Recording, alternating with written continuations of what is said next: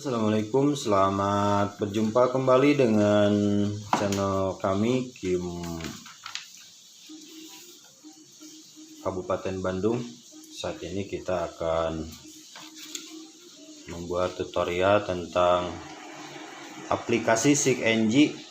Saat ini ada versi baru, versi 2.5.0, dimana sebelumnya kita melaksanakan versi lama, yakni versi 2.4.1. Oke guys, saat ini kita akan mempraktekkan bagaimana versi baru ini seperti apa dan kekurangan kelebihannya juga seperti apa. Kita akan saksikan bersama.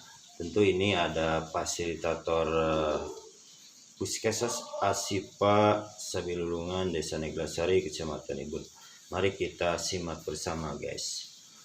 Oke, saat ini kita masuk ke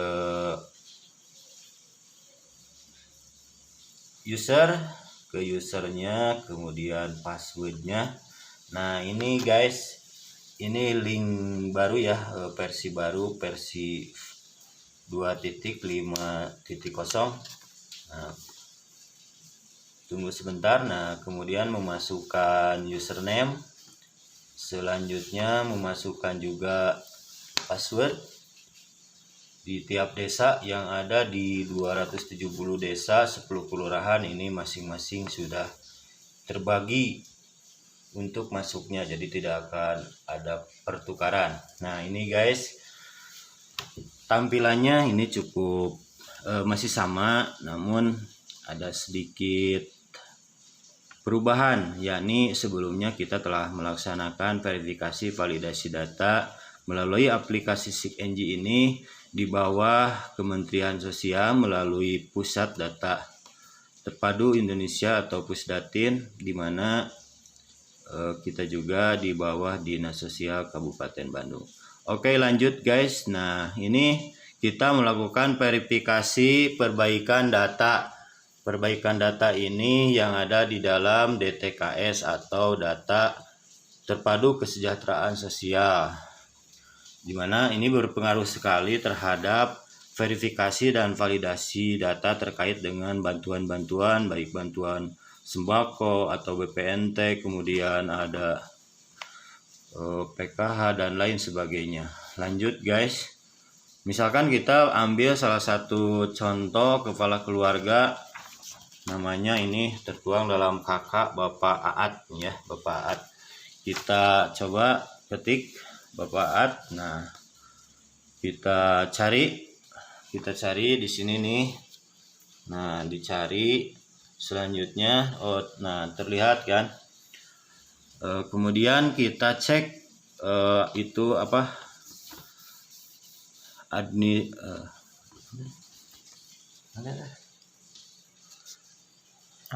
ada kolom perkenalan tempat. Kemudian kita cek juga di perkenalan tempat ini sesuai gak, misalkan alamat, RT RW, kemudian jumlah anggota rumah tangganya sesuai gak dengan bukti kepemilikan atau administrasi kependudukan yang ada di penduduk itu sendiri. Disesuaikan dengan ini guys, disesuaikan dengan nomor kepala keluarga. Kita cek satu persatu, kemudian kita masuk ke keterangan perumahan. Nah, di sini keterangan perumahan, misalkan ini milik sendiri, ada kontrak atau sewa atau bebas sewa, ada milik dinas dan lain sebagainya. Kalau milik sendiri kita klik milik sendiri, kemudian lanjut, status lahannya juga milik sendiri, kemudian berapa itu luas lantainya, kemudian jenis lantainya apa, misalkan keramik atau tembok, disesuaikan dengan situasi kondisi keadaan saat ini. Selanjutnya jenis dinding dan lain sebagainya. Ini disesuaikan dengan keadaan kondisi saat ini. Kemudian ada mata airnya itu misalkan dari apa, dari sumber mata air atau sumur bor dan lain sebagainya. Selanjutnya ini ada yang urgent juga kalau tidak diisi terkait dengan kepemilikan daya listrik. Misalkan kalau tidak diisi itu tidak akan bisa tersimpan guys. Jadi harus diisi sesuai dengan yang penduduk itu miliki. Misalkan 450 watt.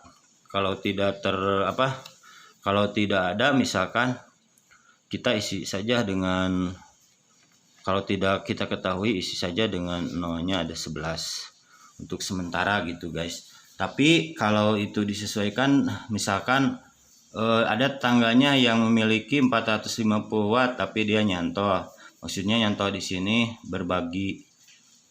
Jadi misalkan meterannya oleh berdua atau gimana itu silahkan, tidak apa-apa. Sing penting itu diisi, karena kalau tidak diisi tidak bisa tersimpan atau tidak bisa selesai dalam verifikasinya. Kemudian ada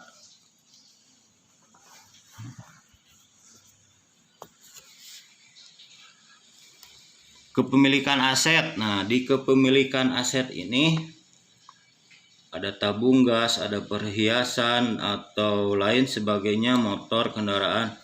Nah, kalau misalkan keadaannya misalkan punya lemari es atau perhiasan, motor, mobil, berarti itu kan sudah dianggap nanti secara sistem akan membaca sendiri, otomatis akan desilnya itu akan naik gitu ya.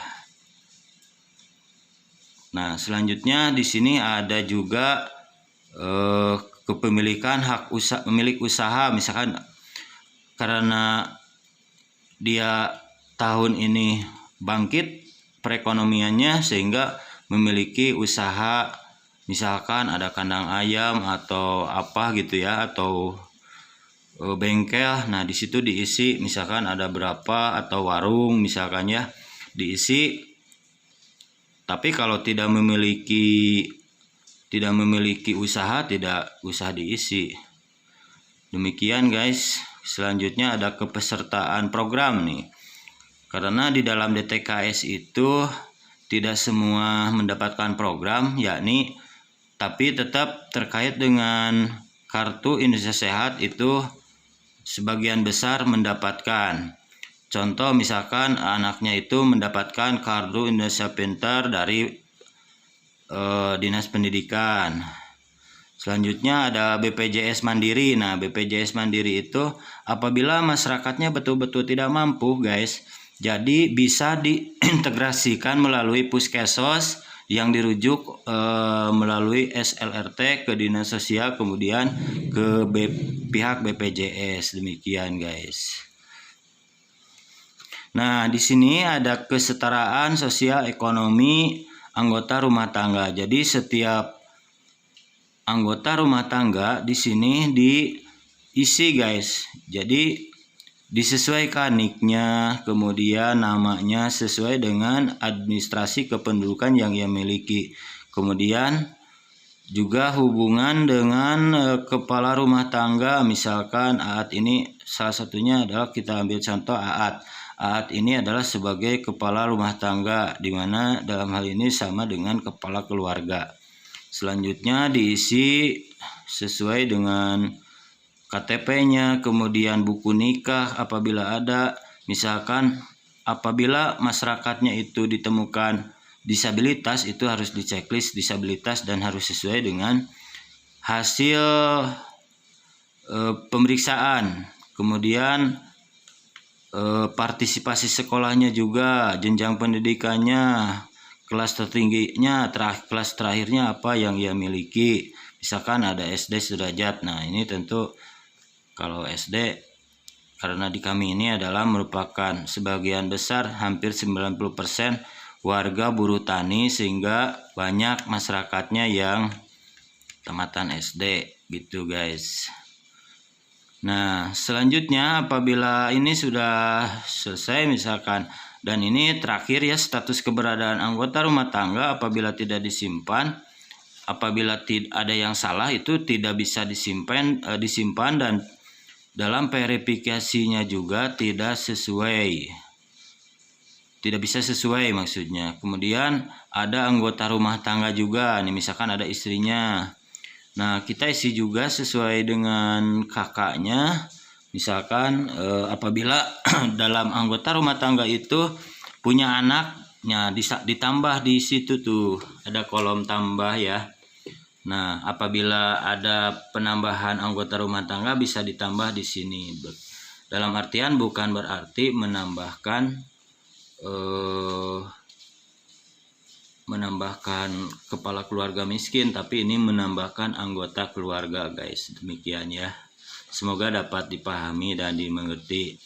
Nah, ini karena kita ambil contoh saja, jadi tidak disimpan guys, karena ini sudah kita lakukan verifikasi sebagai bahan saja. Semoga teman-teman yang saat ini tengah melakukan verifikasi validasi data DTKS ya melalui aplikasi SIG-NG dengan versi baru, semoga diberikan kemudahan dan kelancaran dan kita semua tetap memiliki jiwa sosial yang tinggi, sehingga apa yang diharapkan oleh masyarakat juga dalam hal ini menjadi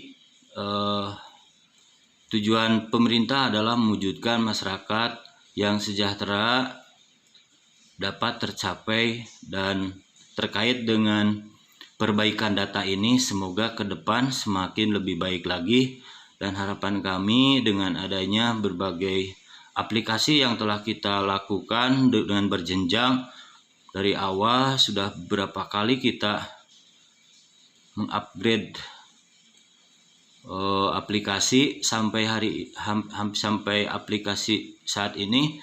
Dan harapan ke depan adalah supaya kita berharap adanya SIG Droid ini segera dilaunchingkan. Semoga di awal tahun 2021 SIG Droid segera diluncurkan oleh Kementerian Sosial Republik Indonesia. Demikian yang dapat kami sampaikan, semoga bermanfaat. Wassalamualaikum warahmatullahi wabarakatuh.